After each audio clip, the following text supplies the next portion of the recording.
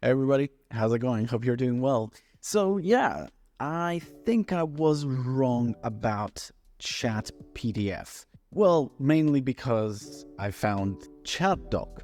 And this video is basically going to take us through the updated version of our pitch deck demo, and we're going to take a look at how to implement ChatDOC instead of ChatPDF. So without any further ado, let's get stuck in. By the way, if you haven't done so already, please feel free to subscribe to the channel and post any questions you might have down in the comments below.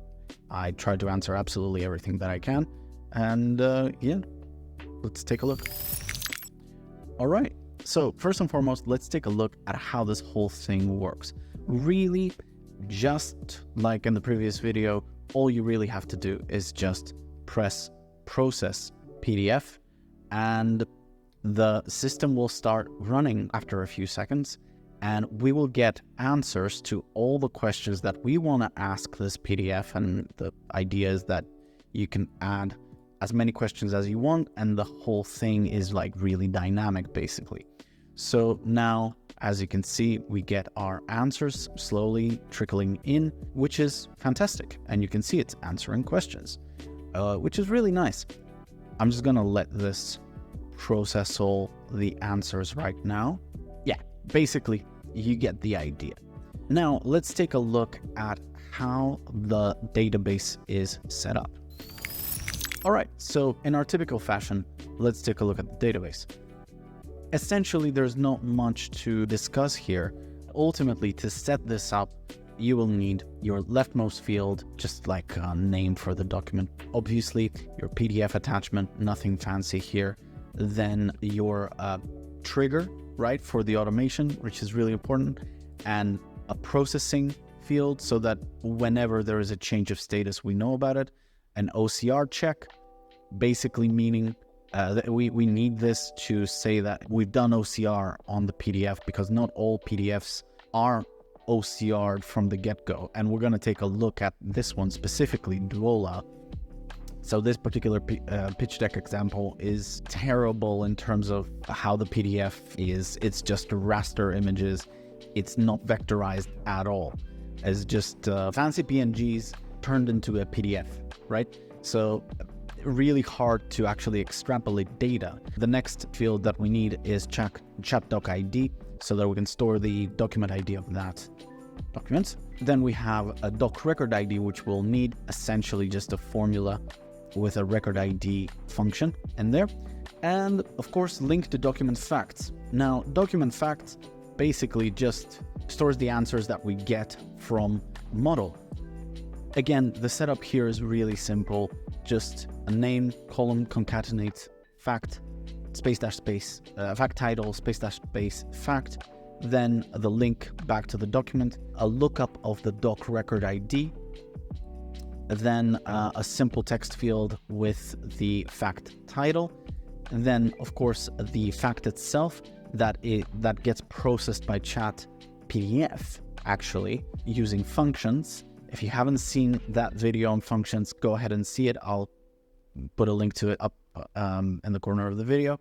And then we have, of course, the detailed explanation, which is what ChatDOC provides, which ChatPDF processes in order to extrapolate that specific piece of data that we need.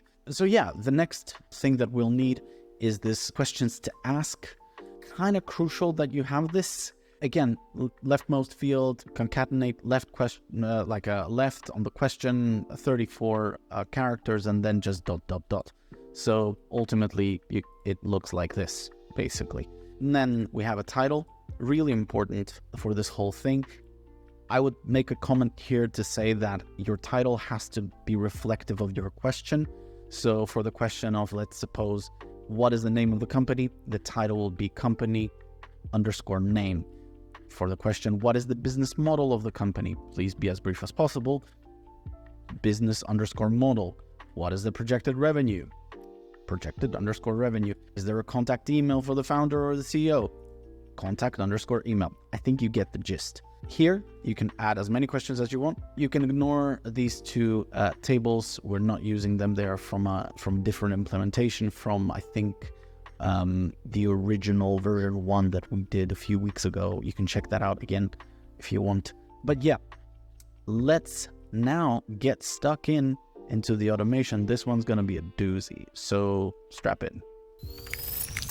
All right, here we go. So first things first, we need our trigger. So let's jump into automations, and we have our very much loved and trusted trigger process. When a record matches conditions, if PDF is checked, right, then we run our lovely script, which basically looks like this so far. You don't have to include any of my comments. Just use this let hook PDF and change this particular part to your webhook that make gives you, right? The rest you can leave as is. Don't forget to add your input variable. This, just keep it as is, record_ID. Make sure that it's capitalized the way that I've done it. And yeah, finally, don't forget to map the Airtable record ID value from down here.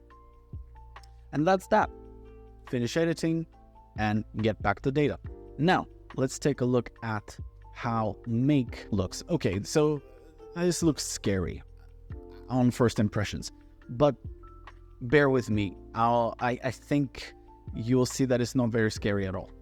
So let's go and take a high level look at this.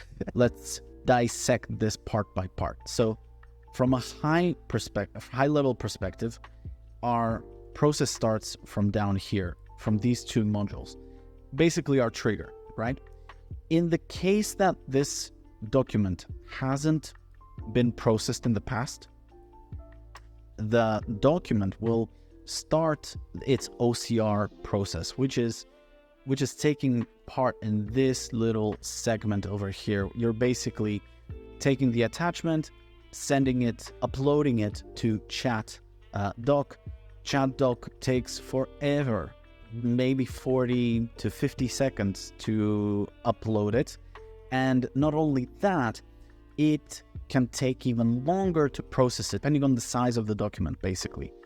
And if it needs more time, the system will basically get stuck in recursion over here for a few loops, where essentially we're giving ChatDOC almost 2 minutes of time to sort itself out and process the document.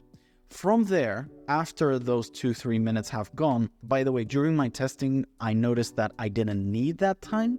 Frankly, it never went into this recursion part, but ultimately, once it's done doing that, we go through and we kind of begin getting our questions together, which is kind of like this part, this little bit. From there, in this case over here, we are processing the response. If you've seen the previous video on ChatPDF, you'll notice that their responses are really, really straightforward. Not the case, but it's worth it. Not the case here, but it's really, really worth it, because from my experience, ChatDOC is much better in giving me straight answers, especially from documents that haven't been OCR'd. It's much better, at least 40 to 50% more accurate than ChatPDF. Now, the next part to this, after it has finished its processing, after we've kind of like dissected the answer that it has given us over here, it's this little part over there, which is we take the answer, we give it to ChatGPT, and then ChatGPT processes that answer through functions, which we've done a whole video on, and yeah, and then we just basically create a record over there. In the case that we've already processed that document in the past and you're maybe rerunning the process for some reason, path is much shorter. So first we're iterating through the questions that we get, then we are going through the motions over here and processing that answer through ChatDOC, and then finally doing the bit with GPT. Essentially, this whole part over here is this part over there. That's it. So it's exactly the same. It's copy paste. So if you consider that, it's not that big of a deal. Now, let's take a deeper dive into how this whole thing is set up, because there's a few things that you need to know. Let's take a closer look. Essentially, we have our trigger, nothing really new here, just add a webhook. This is what you need to use in the trigger that we showed earlier over here in automations. Copy this part and add it over there. Simple stuff, really, nothing crazy.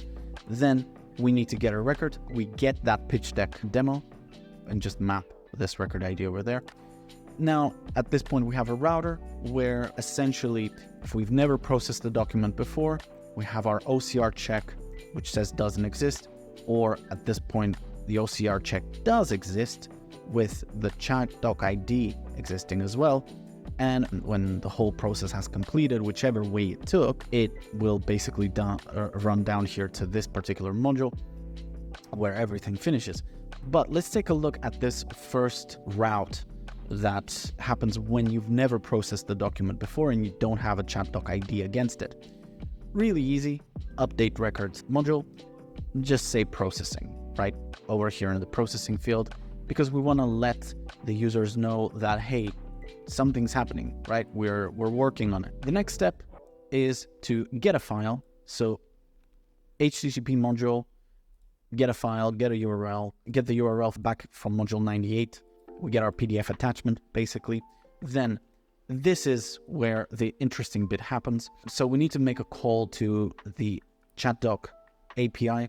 All you really have to do is just go to this particular endpoint, documents/upload, then post method. Your first header should be authorization. Then it's a typical bearer token authorization. So you need to say bearer, space, and then your API token that you've gotten from ChatDOC. Then nothing in query. Body type should be multipart form data. Your field type should be file. Key should be file. And then just map the file over there. Don't forget to parse the response and press OK. Next, we are updating the doc yet again with the OCR check, the ID of the document, which is this particular field over there, and just map it back to ChatDOC ID. Now, from there, we let the system sleep for 45 seconds. Basically, we're letting ChatDOC process the PDF. It may take longer, up to 2, maybe 3 minutes actually. So at this point, once the 45 seconds have passed, I'm doing yet another call. This time it's a get of the documents with the ChatDOC ID being mapped over here in our URL. And then basically that's that. This should then give us a response. The status we're looking for is status 300. If status is 300, we're good to go.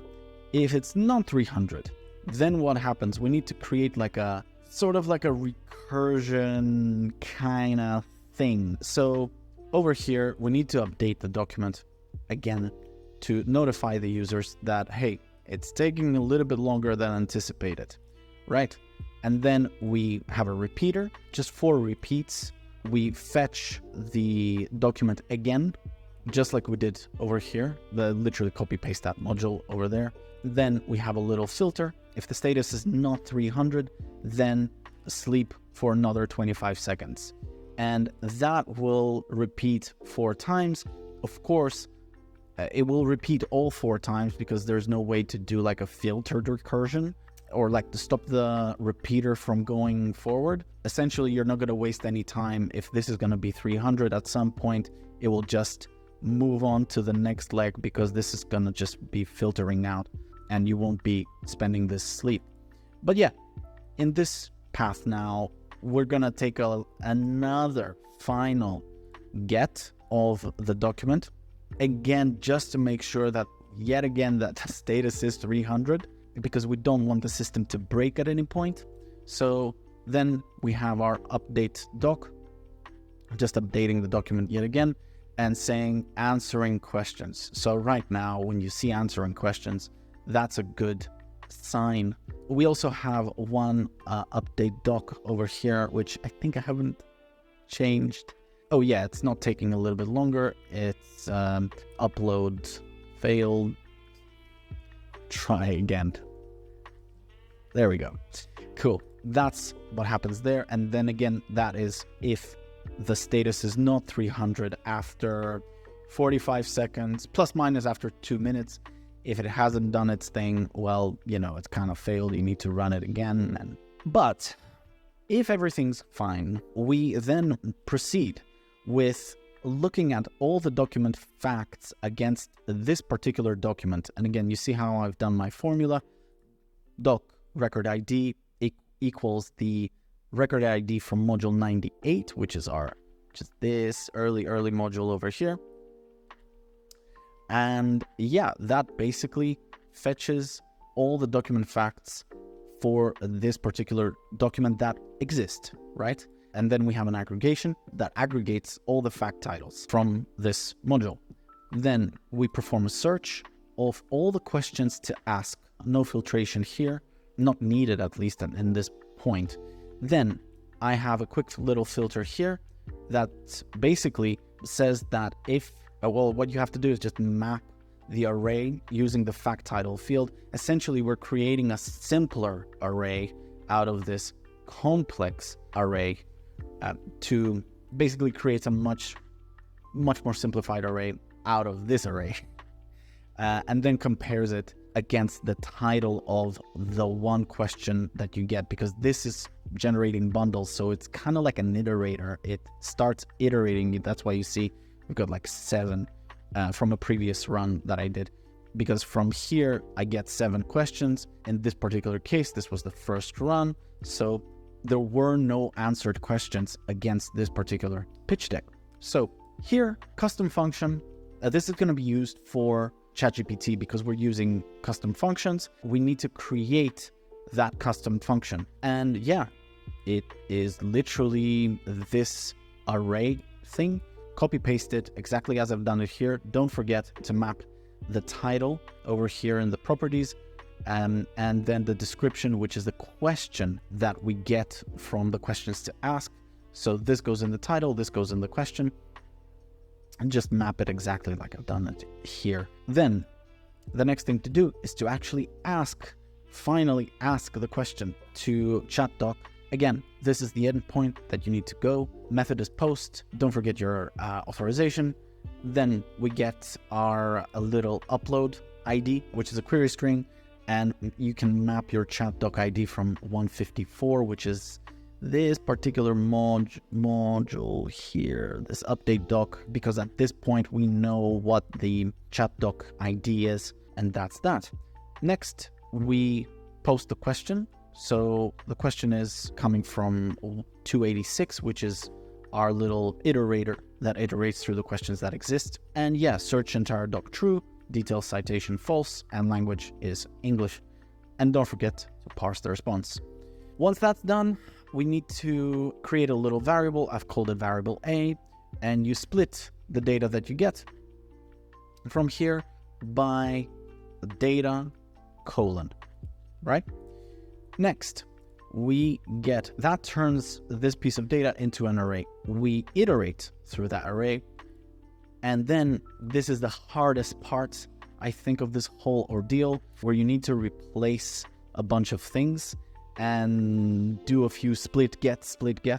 So let's go through this.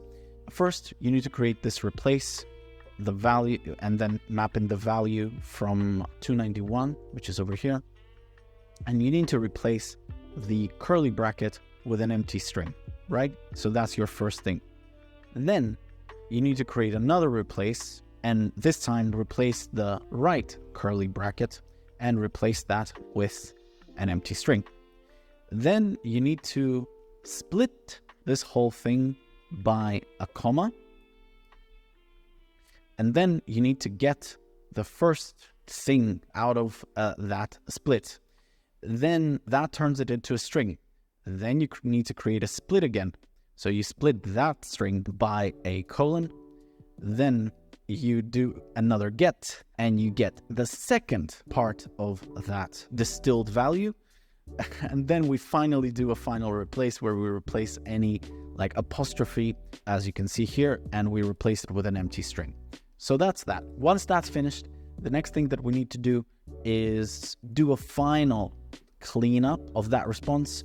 And yeah, it's really straightforward. First and foremost, we need to do a toString, this whole thing, 292, and then replace any commas with an empty string. Because this generates this sort of thing. Let me show you. You see, comma, the projected comma, like every single word is a comma, which is a little bit strange. Once that's done though, you can proceed. You can replace, then you're creating the variable called about the company. And what we do here, we first begin with a replacement of any apostrophes or quote marks from this. It depends. Sometimes you will get a weird response, so you need to make sure that there is no quote marks or apostrophes in that response.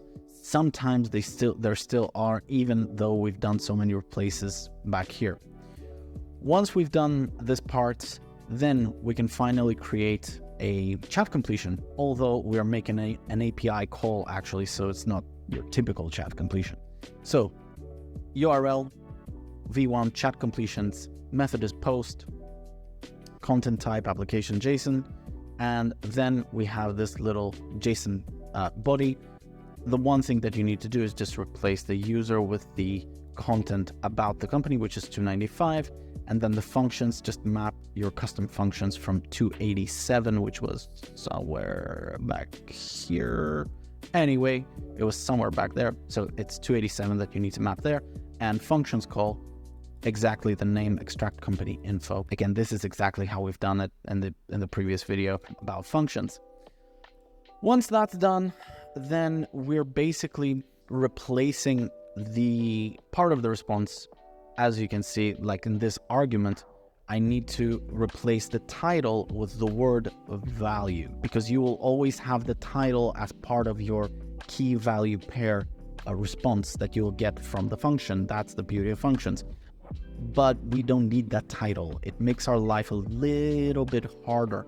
So in this case, we kind of strip that title and we replace it with the word value, so it's homogeneous moving forward.